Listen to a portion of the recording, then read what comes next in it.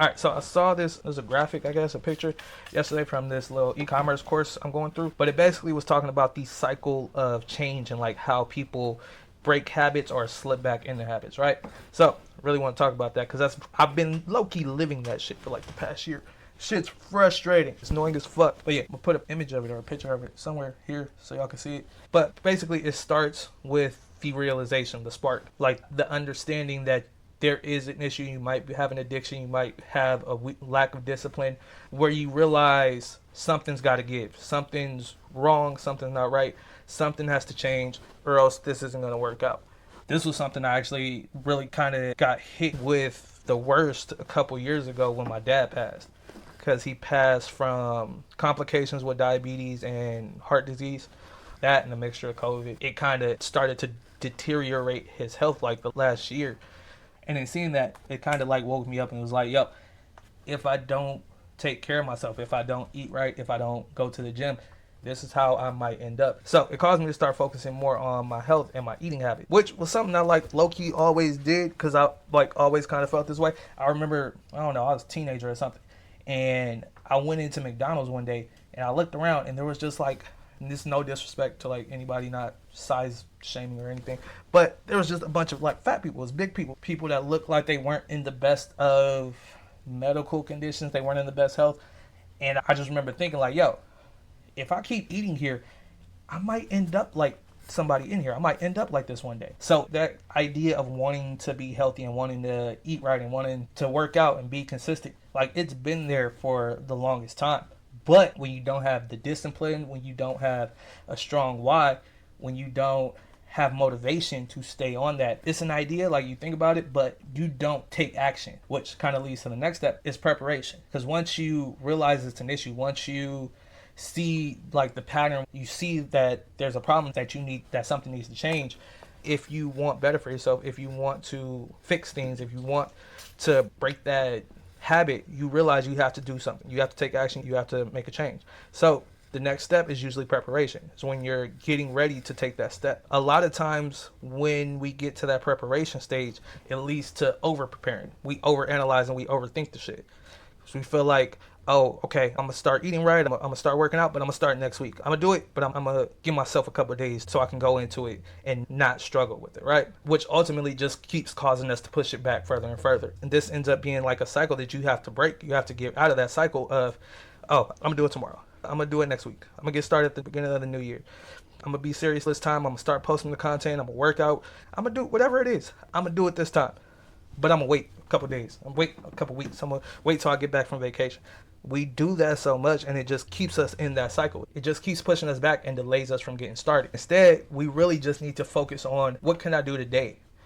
What small step can I take today? Imperfect action is better than aiming for perfection. So instead of trying to overplan and overanalyze and make sure everything is right, we really need to focus on what can I do today? How can I get started as soon as possible? What little step can I take today? Can I order a salad instead of getting a burger? Can I have one drink tonight instead of two, instead of three? What can I do to at least make progress, at least get a little bit better? What can I do today to make sure I get a little bit better? What little step can I take today that will get me closer to that goal, what I'm looking to do? And that's way easier said than done. I'm not going to bullshit. But as you'll see the cycle, the better you get at recognizing it and the more serious you get about it, the easier it becomes to make those changes and make decisions that are better for your future self. Because even after you start doing the consistency and the discipline to keep doing it, that becomes an issue. But we'll get there in a second. So the next step is taking action. This is when you start doing the shit. Usually the easiest part. I think a lot of times we get held up worrying about what might happen or like the consequences of taking action, when really the act of going to the gym is easy. The act of eating a salad instead of like junk food is easy. The act of not going out and spending money is easier than going out and doing it. The action is easy. The problem usually comes with the next step, which is building habit, because we're literally fighting against ourselves. And this is just my conspiracy theory. It might be fact based in psychology, I'm pretty sure, but I haven't done the research to know. I feel like social media and our culture in general has become so used to instant gratification, whether it's from notifications on social media, text messages, being able to tap to pay, just like little things where it was an inconvenience before and now we can instantly get it. We've gotten so used to instant gratification that when we don't see immediate progress, when we don't see immediate change, when we don't see things change overnight, we want to give up. we don't even want to commit to it, because with everything else in our life, we're able to get things instantly. If I order something from Amazon, I can get it tonight. I can get it within a couple hours sometimes. People used to have to wait days, weeks, sometimes even months to get a package, but that's no longer the case. And I think that's conditioned us to want things, to want everything right away. But when it comes to growing a brand, when it comes to building a business, when it comes to losing weight, saving money, making money, when it comes to all these things, it takes time. It takes a lot of time, and it takes a lot of consistency. By not seeing that progress right away, it causes us to get into a defeated state. Like, oh, it's going to take too long. Oh, I'm not doing it right. Oh, I'm not working hard enough. Oh, this isn't worth it. This isn't worth my time. Like, or I'm just tired. I don't have the time. I'm not willing to make the time. I think it manifested itself in different ways, which is why it's so hard to build a new habit, and why it takes kind of this repetition of the cycle. Because even after we start taking action, staying consistent with it is the hard part. We are very adverse to boredom. We don't like being bored. We don't like doing mundane shit, because everything we do, everything we see is so sensationalized. Whenever you get online, everything is so sensationalized. So when somebody tells you just post one time every day, just stay consistent with it, just go door to door and talk to 100 people. Oh, just do push-ups every single day. Oh, just eat right every single day. Yeah, that sounds nice, but that's boring. That's not interesting. I don't want to do that. The lizard brain doesn't want to do that. We need excitement. We need pops. So that's why this stage, the momentum stage, that's usually the make or break point. And it's really not even a make or break. It's a make, and then when is it going to break?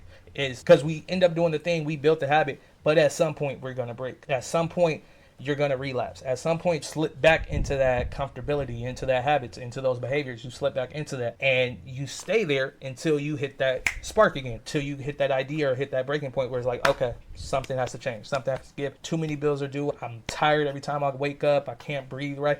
Like, something has to get. And then you start the cycle all over. I think the most important thing about this is that as you become aware of it, it's not just a flat circle. It's not just a circle that just stays flat. It spirals up. So as you hit that breaking point again, now you're more aware of it, because this isn't your first time becoming aware of it. It's not your first time realizing you need to lose weight. It's not the first time realizing you need to save money. You're more aware of it, and you might be in a different position. Things might have changed in your life. You might have had a kid. You might have lost a job. You might have lost a side hustle. Things happen to where, okay, now I'm more aware of it. Now I'm going to get active sooner, and now I'm going to do it longer. As you continue to make that cycle, you start to break that cycle, and you continue to build up momentum. Now you're working out 5 days straight. Took a day off, go back, now you're doing 6 days. Fell off for a week, you go back, now you do a month straight.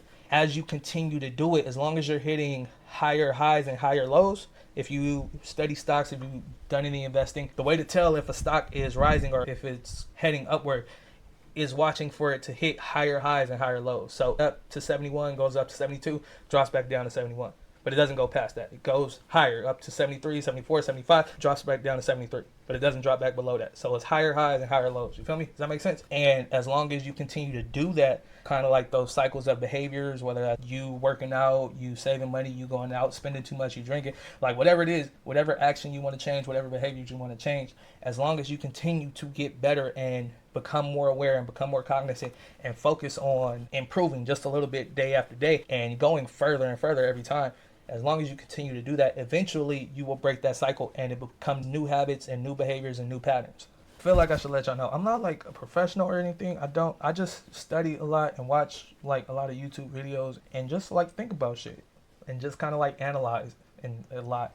So yeah, I'm not like an expert, but this is something that I came across and something that I realized I've been dealing with and going through. So I kind of wanted to talk about it and share it with y'all. But yeah, just remember, you're going to have setbacks. Things go up. Anything that goes up must come down. It's not just up, up, and up. But the more you can continue to push yourself up and keep yourself from falling back down, because that becomes another issue, is you'll push yourself to really high highs. But when that down comes, it comes down hard and you crash like super hard. So you can't have an extremist personality where everything's either all the way up or all the way back. That's counterintuitive. It's counterproductive, because you'll end up dealing with those bads a lot worse than you deal with the goods. Those bads are going to weigh you down a lot more. So it's going to start to pull you down.